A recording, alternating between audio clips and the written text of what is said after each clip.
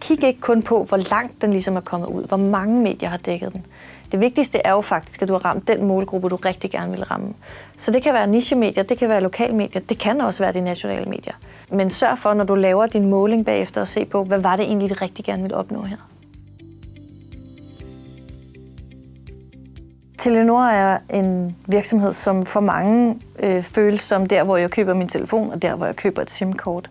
Men dagens telco er super meget mere end bare det. Vi er jo en del af den kritiske infrastruktur. Vi leverer de forbindelser, der gør, at man kan betale med sit dankort, at man kan ringe efter hjælp, at virksomhederne kan køre videre. Selvom de måske oplever et nedbrud, så har vi noget redundans, der sørger for, at der er et beredskab, der træder ind på den måde. Jeg har arbejdet med MyNewsDesk i det 1,5 år, jeg har været ansat i Telenor. Vi bruger det helt naturligt til vores pressemeddelelser og vores nyheder. Vi har et netværk af eksperter liggende derinde i vores database, så man klikker ind og finder, hvem kunne udtale sig om en konkret historie. Telenors kommunikation i dag er meget samfundsorienteret. Vi prøver at arbejde super strategisk med, hvad er det for nogle historier, vi faktisk arbejder med, når vi skal kommunikere til omverdenen. Det skal være ret tydeligt. Det er én ting, vi godt vil fortælle, og vi ved godt, hvem det er, vi gerne vil fortælle det til. Så strategi hænger jo også sammen med, hvad er det for et overblik, og hvad er det faktisk, der interesserer nogen ude i samfundet. Man kan godt have en strategi, men den skal også ligesom hænge sammen med modtageren. Så på den måde, så forbedrer MyNewsDesk det.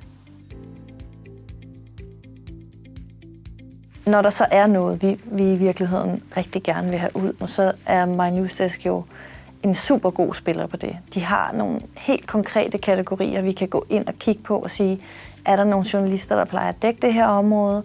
Finde den enkelte journalist, lave min pitch inde i det der pitchværktøj, og på den måde få det sendt direkte ud. Så MyNewsDesk er sådan en af de værktøjer, vi bruger i at måle en generel PR-score, der kan sige noget om, på hvilken side blev den her artikel bragt, hvorhen er Telenor nævnt i artiklen, er det en positiv omtale, er det en neutral, negativ omtale.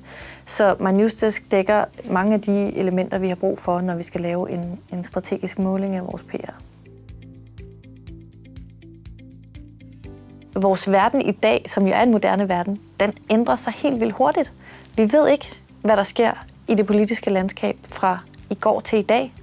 Og det betyder også, at digital infrastruktur og hybridtrusler og alle mulige former for cybersvindel er super hotte emner, som jo passer super godt ind i Telenor. Så det med at kunne gøre det datadrevet og menneskeligt, så man forstår rent faktisk, hvad er det, vi taler om her, hvordan kan vi lave en konkret case på denne her historie, det er det, som virkelig betegner den moderne kommunikation.